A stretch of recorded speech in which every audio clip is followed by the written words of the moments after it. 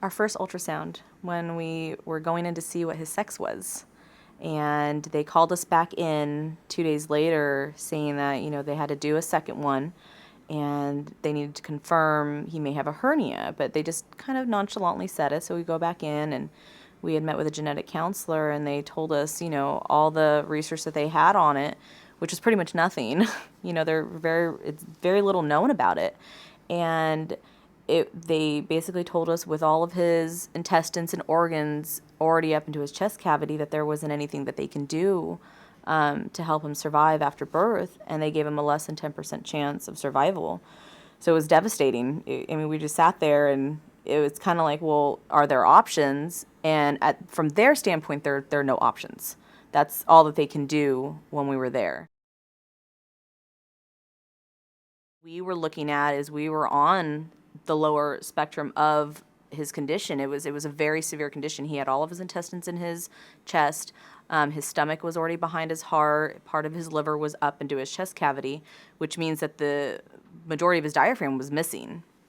So the odds of him having the surgery while he was in me it only increased it. He was still in the lower 50 percentile of having to be able to be born with no complications. So it was a hard decision, but the way that they tell you about it, and they have enough patience to let you make the decision, but at the same time keep reality in front of you. So it's not you're in this balloon of hope that it's going to be a miracle, but it's still something that can give him a fighting chance. And that's all that we were really looking for. Because at that point, he was kicking. He already started to have that personality where it's, how can you not just at least give him a fighting chance?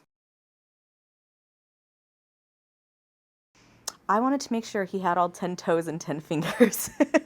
That was just my first thing. It's like we were going so long knowing that there were going to be issues and that there was going to be complications with his breathing, that when he first came out, I told my husband, I was like, just make sure that he has all 10 toes and 10 fingers.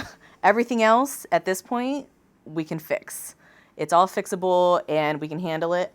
I just want to make sure that he has all of his limbs. And he peeked over the curtain and he was like, we're good to go. And I was like, then let them do their job. It's good to go. But I heard them, he came out kicking, and when they put him on the table, he wasn't crying yet because of the size of his lungs still. But they sedated him immediately because he was so feisty when he came out. The intensive care nursery, it's overwhelming at first. You go in and there's all these babies. You don't know what's wrong with them. Some of them are just in there for a few days. Some of them, have parents by their bedside, and you can't help but wonder what's going on with everybody, but then you're so wrapped up in what's going on with your own child. You end up going into this bubble, and you sit by their bedside for hours. And I would have been there all day if, my husband wouldn't call me and say, okay, come home now. You just get so in the zone with sitting by their bedside, just letting them know that you're there, that it honestly is its own little world. You walk in and you forget everything. Everything is left at the door, and all that you're there for is just your baby. The live clinics are exciting. Every time we go for a clinic appointment, it's like an adventure, because you get to go, you see how far along the baby's progressed from the very beginning. And they check everything. They want to see his development status and everything. And it's almost like you can see all the progress because you've seen the doctors from the very beginning. So they get to see how far along he's coming. His name is Miles, and he's very observant, quote unquote nosy, but he is so full of life, and he's so into everything. He wants to know about everything. He's almost starting to crawl now, so I can only imagine the things he's going to get into now.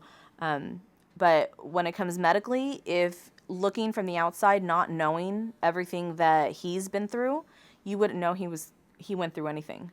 He moves around just as if nothing ever happened. He plays as if nothing ever happened, and he's adjusted himself to where he's growing up perfectly.